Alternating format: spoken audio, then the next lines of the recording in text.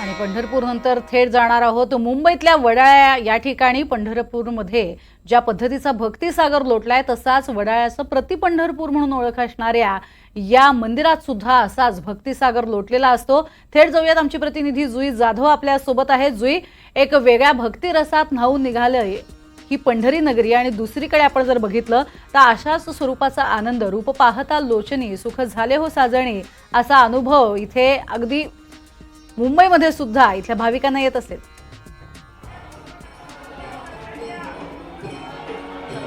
अगदीच प्रज्ञा, आज आषाढी एकादशीचा दिवस आहे आणि ज्यांना पंढरपूरच्या मंदिरात जाऊन विठ्ठल रखुमाईचं दर्शन घेता येत नाही ते प्रति पंढरपूर म्हणून ओळखलं जाणारं जे वडाळ्याचं विठ्ठल रखुमाई मंदिर आहे तिथे येतात आणि तिथे तू पाहू शकतेस की भाविकांची गर्दी जी आहे ती मोठ्या प्रमाणात झालेली आहे। पहाटेपासूनच तर पहाटे पण नाही, मध्यरात्रीपासूनच इथे भाविकांची गर्दी झाली आपल्याला पाहायला मिळते। विठुरायाचं दर्शन घेण्यासाठी, त्याची एक झलक पाहण्यासाठी हे सगळे भाविक इथे जमलेले आहेत। पहाटेपासूनच पुरुषांची आणि महिलांची रांग इथे वेगळी केलेली आहे आणि अभंगाच्या नादामध्ये या सर्व भक्तांना आपल्या लाडक्या विठ्ठल रखुमाईचं दर्शन घेता येत आहे आणि इथे रांग जी आहे ती सकाळपासूनच लागलेली आहे।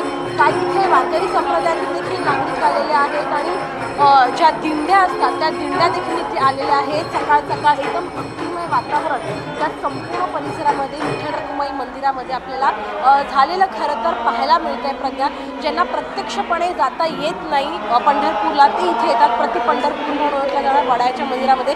आपण काही नागरिकांसोबत संवाद साधणार आहोत की नेमके ते कुठून आले आहेत आणि इथे सकाळी ते कधीपासून। दादा, काय सांगाल, कुठून आलात तुम्ही? आम्ही वालकेश्वर मुंबईवरून, वालकेश्वर मुंबई। किती वाजल्यापासून रांगेत उभे आम्ही आहात? रात्री 10 वाजता निघालो तिकडनी, 10 वाजता। आणि काय सांगाल, आज खरं तर आषाढी एकादशीचा दिवस आहे, भक्तिमय वातावरण आहे, नेमकं काय वाटतं? आज पांडुरंगाचं मस्तपैकी छान दिवस आहे आणि आम्हाला खूप आनंद झाला। आम्ही वारी घेऊन आलो तिकडनी। निश्चितच जर आपण पाहिलं प्रज्ञा तर मग वाळकेश्वरून इथे लोक आलेली आहेत, एक छोटीशी दिंडी घेऊन देखील ते इथे आलेले आहेत। त्यामुळे भक्तिमय वातावरण या संपूर्ण वडाळ्याच्या मंदिरामध्ये आपल्याला झालं पाहायला मिळतं आणि एक दिवसभर हे वातावरण आपल्याला इथे असंच पाहायला मिळणार आहे। प्रज्ञा, तेच आपण बघतोय कशा पद्धतीनं भक्तिमय वातावरण आहे आणि दरवर्षी संपूर्ण महाराष्ट्रात जिथे जिथे विठ्ठलाची मंदिरं आहेत तिथे तिथे अशा स्वरूपाचं एक वातावरण पाहायला मिळतं आणि त्यासाठी जमलेली ही गर्दी आपण बघतोय। अगदी पहाटेपासूनच दर्शनासाठी मोठ्या संख्येनं लोक इथे दाखल होताना आपण पाहतोय।